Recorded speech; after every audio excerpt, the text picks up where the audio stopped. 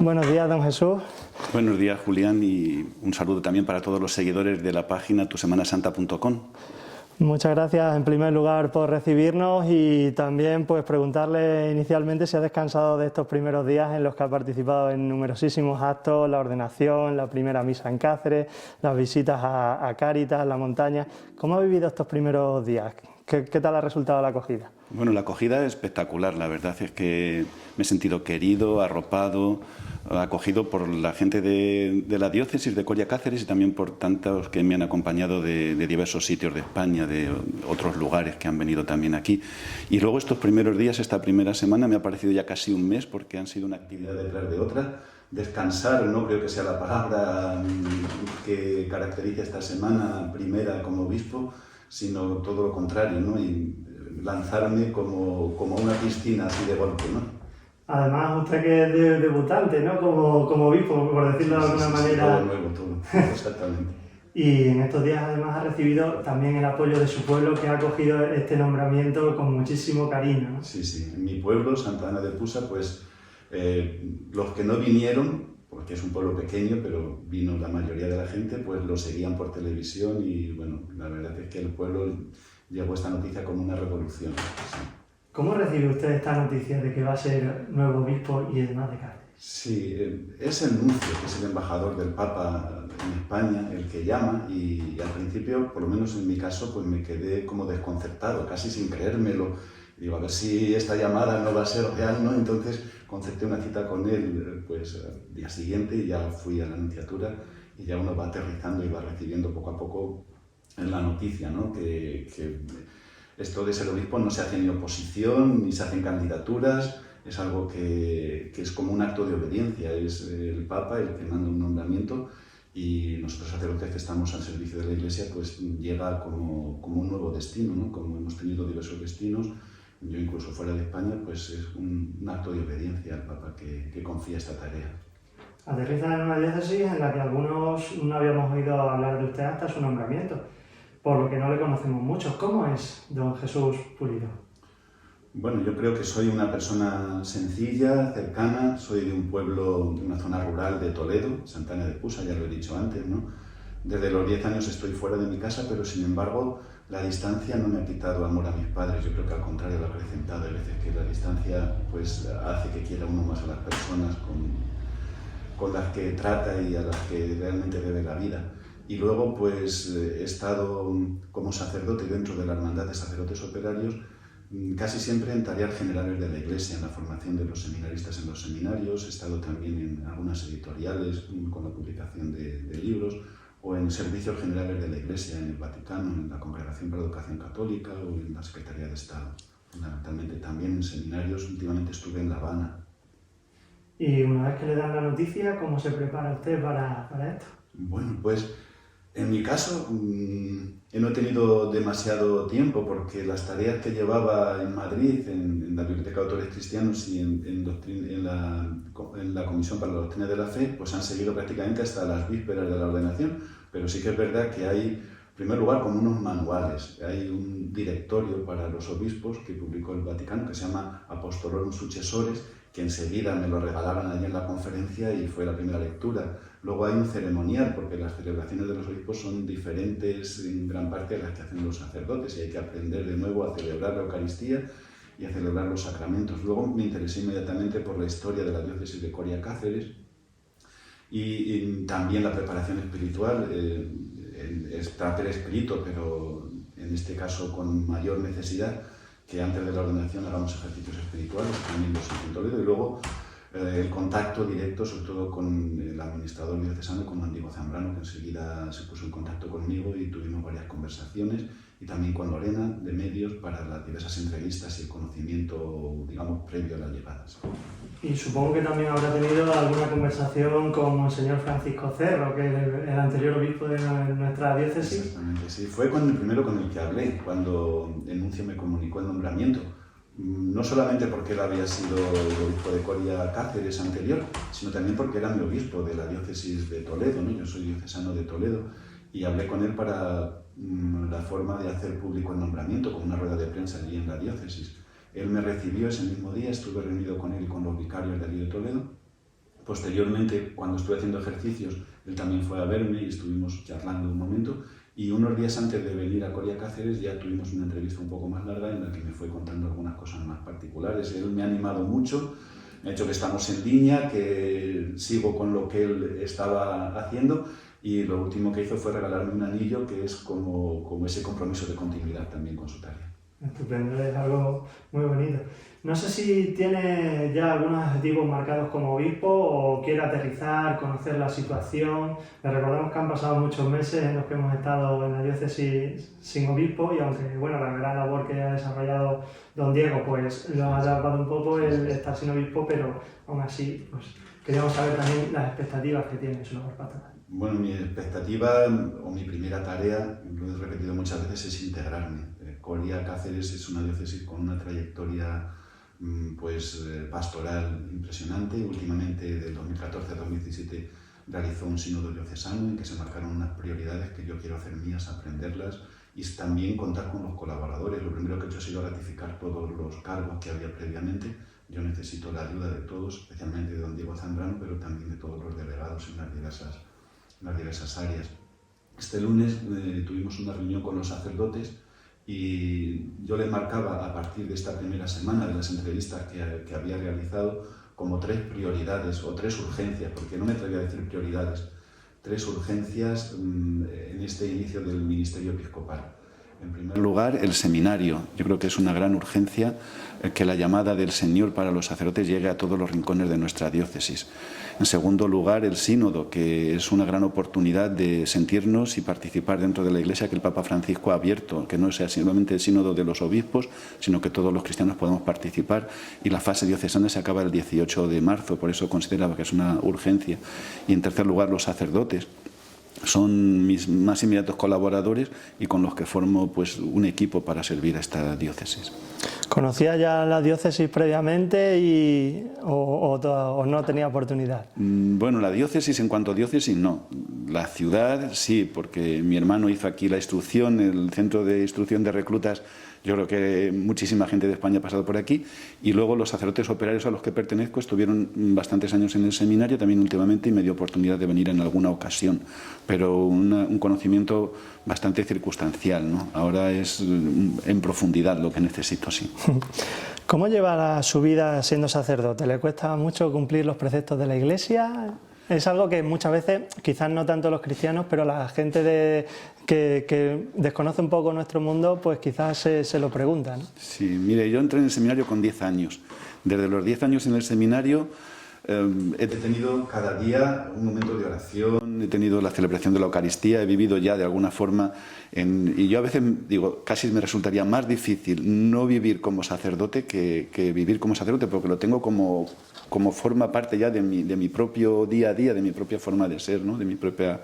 Sí. Decía nuestro anterior obispo que había que tener carnet de conducir para ser sacerdote en una diócesis además tan extensa como esta. Quería preguntarle si usted lo tiene, en primer lugar. Sí, yo he venido con mi coche, y ahora la verdad es que como obispo novel me están acompañando a todos los sitios, pero yo espero que poco a poco vaya teniendo independencia y que pueda ir yo personalmente con mi coche, sí. ¿Cómo puede acercarse la Iglesia de hoy día a una sociedad que cada vez está más dispersa, y también a los jóvenes? Pues la verdad es que este es un reto muy importante que tiene la Iglesia planteada, ¿no? Porque la sociedad ha cambiado tanto últimamente y tan rápidamente que las formas de convocatoria y de formación que tenía la Iglesia a veces no llegan a todos, porque hay muchísimas ofertas, ¿no? El Papa Francisco nos ha convocado a toda la Iglesia a una conversión pastoral, a una Iglesia en salida, que superemos simplemente las actividades de conservación de lo que hay y que salgamos al encuentro de los demás. Para esto, la Iglesia en España y la Iglesia Universal está contando mucho con los laicos, porque llegan a ambientes en los que los sacerdotes no llegamos, y sin embargo, en ámbitos del trabajo, de la diversión, pues muchos laicos pueden hacer allí la presencia de Dios y el anuncio del Evangelio. Recientemente se ha conocido que algunos partidos políticos querían que se investigasen los abusos por parte de personas pertenecientes a la Iglesia. Asimismo, desde la Conferencia Episcopal se ha puesto en manos de una empresa privada todo este asunto. ¿Qué opinión le merece esta situación. Bueno, yo por lo que sé, la Iglesia se ha tomado en serio este asunto no de ahora, sino ya de antes, con Benedicto XVI, y al más alto nivel. El Papa Francisco, me parece que fue en febrero de 2019, convocó a todos los presidentes de las conferencias episcopales para tratar este tema, con vergüenza, pidiendo perdón por todo lo que ha sucedido y también adoptando medidas para que no vuelva a suceder, medidas incluso de imputabilidad de los propios obispos si no han gestionado bien las cosas, o quitando incluso los plazos de prescripción de los abusos. La Iglesia en España lo que intenta hacer, siguiendo las directrices del Papa, es atender a cada caso. Ha abierto oficinas en todas las diócesis, ha puesto personas a disposición de las víctimas para escucharlas, para atenderlas, para repararlas también, y quitando los plazos de prescripción, independientemente de cuando haya sucedido. Sí que es verdad que en diversos países ha habido estudios que más que nada son estadísticos o sociológicos y que hacen una prospectiva de lo que puede haber sucedido y que dan una dimensión del problema. La Iglesia, con un solo caso, se sentiría avergonzada, pediría perdón, porque contrasta con lo que la Iglesia predica y la Iglesia anuncia, y que tiene pues una vocación de ejemplaridad también para la sociedad.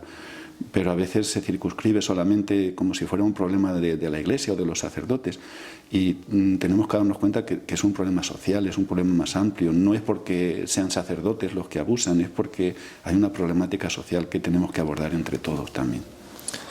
Hoy día todos vivimos en un bucle de muchísimas actividades, de quehaceres, de numerosas distracciones. ¿Qué truquitos nos recomendaría nuestro obispo para no perder de vista a Dios en nuestras vidas, para estar cerca de Él en los buenos y en los malos momentos? Bueno, mire, yo uno de los destinos últimamente que tuve fue en Cuba, en La Habana, en el seminario, donde la Iglesia a lo mejor no ha estado perseguida directamente, pero sí que ha estado excluida de la sociedad, un poco apartada. Y cuando la Iglesia se aparta, surgen otro tipo de religiosidades. Allí había mucha santería, el culto a los muertos, la dimensión trascendente, la dimensión religiosa, el hacerse preguntas que la ciencia no puede responder, el creer en lo que no vemos, amar sin límites, esperar más allá de nuestras posibilidades, estar en el ADN del hombre, ¿no? Y si se aparta la Iglesia de la sociedad, van a venir otras formas de religiosidad, seguramente, que quizás no sean tan beneficiosas para el hombre como la fe cristiana que ha moderado nuestra propia sociedad. Yo creo que necesita el hombre esta dimensión trascendente religiosa, no es un añadido, es algo que llevamos dentro todo, ¿no? Y además una iglesia que no solamente asiste espiritualmente a las personas, sino que tiene una labor importantísima a nivel caritativo, a nivel de acompañamiento, que muchas veces parece que no se ve en la sociedad, y es una labor que pocas o ninguna institución en el mundo realiza, ¿no? Sí, Cáritas y tantas iniciativas sociales que hay en la Iglesia son una forma natural de vivir la fe. La fe no solamente es relación con Dios, hoy precisamente es el miércoles de ceniza, ¿no? Y Dios nos dice, pues, en las lecturas que escuchamos, todos lo escucharemos, ¿no? El ayuno que Dios quiere es que rompamos las cárceles injustas, que atendamos a los forasteros, que acojamos a los que vienen de fuera, que demos de comer al que tiene hambre. Esa es la forma de dar culto a Dios, ¿no? Es una forma privilegiada de dar culto a Dios, y si no hacemos eso, el culto que le damos en las iglesias está vacío. Cuando estaba empezando a preparar esta entrevista, aún no habíamos entrado en el conflicto, yo creo que ni nos lo esperábamos, hace una semana prácticamente, lo que está ocurriendo en Ucrania. ¿Cómo lo está viviendo nuestro obispo y qué nos puede decir a las personas? Bueno, yo creo que todo el mundo estamos viviendo con cierta desazón y con muchísima tristeza esta situación. Pues sí, la verdad es que es algo que yo por lo menos no me lo creía, ¿no? Me parecía algo tan anacrónico que, aunque venían hablando de una posible guerra, una invasión de Ucrania, pero parecía que esto no podía suceder, que era una amenaza como para forzar algún tipo de diálogo, porque en Europa que tengamos una guerra a estos niveles y con la amenaza incluso de que se pueda extender, pues es algo que uno no se puede ni imaginar, ¿no? Como que era algo de otros tiempos. Yo estos días recordaba la imagen de Juan Pablo II en la plaza de San Pedro, cuando la guerra de Irak, ya muy mayor, casi sin poder hablar, que decía mai più la guerra, ¿no? Nunca más la guerra, ¿no? Como que era algo que ya hemos aprendido que no lleva a ninguna parte, que solamente genera destrucción y que nadie gana en una guerra, ¿no? Sin embargo, parece que no aprendemos. El peligro de la guerra también es que se extienda. Creo que la Iglesia y cualquiera que tenga fe sabe que el anuncio de Jesús es la paz. Ahora vamos a celebrar la Semana Santa y Jesús es nuestra paz. Precisamente mi lema episcopal es el ministerio de la reconciliación y la Iglesia es un servicio para el entendimiento entre los hombres y para llevarlos a Dios, para buscar la unidad. Por tanto, un gran dolor, yo creo que es lo que sentimos todos, y a través de nuestra oración el Papa nos ha invitado este miércoles de ceniza a hacer una jornada de ayuno y de oración precisamente por la paz en Ucrania, y esta es nuestra intención hoy en todas las Eucaristías que celebremos. ¿Considera que la Iglesia está en decadencia? ¿Es la fe la que está en decadencia? ¿Qué podemos hacer los cristianos en la sociedad actual para compartir la alegría del mensaje del Evangelio con todos aquellos que no tienen la gracia de vivir la vida en la fe? Bueno, pues lo que tenemos que hacer es compartir la vida, ¿no? Es lo que la Iglesia, sobre todo desde el Vaticano II, ha descubierto o ha puesto de manifiesto que ella es un sacramento de unidad de todos los hombres y que no formamos una sociedad aparte, sino que formamos una sola historia, una sola sociedad con los hombres y que tenemos que compartir las alegrías y las esperanzas de todos los demás, que tenemos que encarnarnos también en nuestra sociedad y bueno, pues caminar con todos, sí. Y estamos conociendo en profundidad a nuestro obispo, pero también queremos invitarle pues a que conozca nuestra Semana Santa, que no sé si la conoce ya previamente, antes de venir.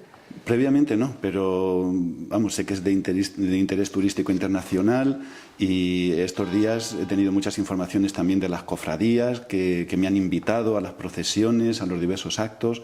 Y bueno, he visto que está muy presente, me parece, con 17 cofradías en la ciudad, ¿no? O sea que es una fuerza y una expresión de religiosidad muy importante, ¿no?, en Cáceres. Y además que intentamos mantenerla viva todo el año, no solamente en Semana Santa, intentando participar pues de todos los actos de la Iglesia. ¿Pertenece usted a alguna cofradía en su pueblo o en su provincia de Toledo? Sí, desde que nací soy de la Hermandad del Santísimo Cristo de la Salud, que para mí fue una alegría ver que en la montaña hay una imagen del Cristo de la Salud, allí al lado de la Virgen de la Montaña. Y también pertenezco a la Hermandad del Nazareno. El Cristo de la Salud es el patrono de mi pueblo y el Nazareno es una de las hermandades que procesionan en la Semana Santa allí. Sí. ¿Y ha participado usted como cofrade antes de ser sacerdote? ¿O? Bueno, es que la Hermandad del Nazareno ha surgido cuando yo ya era sacerdote, ha ido creciendo. Esta es una hermandad bastante nueva. La que soy desde que nací es la del Cristo y el Cristo también procesiona, pero esta hermandad sobre todo actúa en las fiestas del 14 de septiembre, que es la fiesta del Cristo. Sí. ¿Y qué opinión le merecen las procesiones de Semana Santa? Bueno, me parece que es una manifestación de la fe arraigada en el pueblo, hecha cultura, hecha folclore, hecha vida, ¿no?, que expresa pues un sentimiento profundo que está arraigado en el corazón y que es también una ocasión para crecer en la fe. Es un fruto de la fe, pero también una ocasión para crecer en ella. Pero sin embargo muchas veces los cofrades dentro de la Iglesia pues somos vistos un poco como cristianos dispersos, ¿no? Hay algunos grupos que nos ven como, bueno, estos están ahí pero no saben dónde están. No sé usted cómo nos ve a los cofrades. Bueno, yo no conozco todavía las cofradías de aquí, ¿no? Yo tengo muchas esperanzas en que la vivencia cofrade pues ayude a todos a crecer en la fe, en la caridad hacia los demás y en la esperanza, ¿no? He sabido que hay una escuela cofrade, lo cual quiere decir que hay un interés para que pertenecer a una cofradía también sea una expresión de crecimiento personal en la fe. Y ya una serie de preguntas muy breves, ya estamos terminando. No sé si tiene usted redes sociales, Instagram, Facebook, si los maneja. Instagram no, tengo sí de hace tiempo Facebook y Twitter, no es muy activo la verdad. Y estamos ya pensando aquí con la Comisión de Medios de Comunicación a ver si se puede reactivar de alguna forma en la diócesis. Una imagen a la que guarde especial devoción de todo el mundo, alguna que le... Bueno, a mí siempre me ha acompañado Santa Ana, que es la madre de la Virgen, ¿no? Pues la patrona de mi pueblo y desde pequeño pues... vamos, donde la veo, donde he ido, donde he viajado y visto a Santa Ana me he sentido en casa, sí. Una canción que le motive en un día de estos especiales que necesita un poquito de fuerza, una canción que le motive. Un salmo. qué alegría cuando me dijeron vamos a la casa del Señor, ¿no? Cuando me viene, primero por la alegría y luego por que es el canto de los peregrinos que llegaban a Jerusalén y se veían contentos de encontrarse con Dios, de encontrarse con el templo, con la ciudad santa. Y bueno, pues esta vida nuestra es un camino y vamos caminando hacia esa Jerusalén del cielo, entonces tiene especial significado para mí, sí. Y ya la última, se puede conocer a un sacerdote por sus homilías. Aquí reconocíamos a Monseñor Francisco Cerro por sus 3 cosas, siempre todas las homilías tenían 3 cosas que debíamos de prestar atención. A otros se les conoce porque son breves, otras que son más largas. ¿Cómo son las homilías de Monseñor Jesús Pulido? Yo creo que las mías, o intento que sean evangélicas, es decir, que sea anunciar el Evangelio de Jesús, hacerlo más asequible, acercarlo y actualizarlo en cada una de las homilías. Si me tuviera que definir sería evangélicas, del Evangelio, sí. Pues le agradezco muchísimo que nos haya atendido y por supuesto le deseamos que sea muy feliz en nuestra diócesis y que pueda alcanzar todos los objetivos. Muchas gracias, Julián, muchísimas gracias.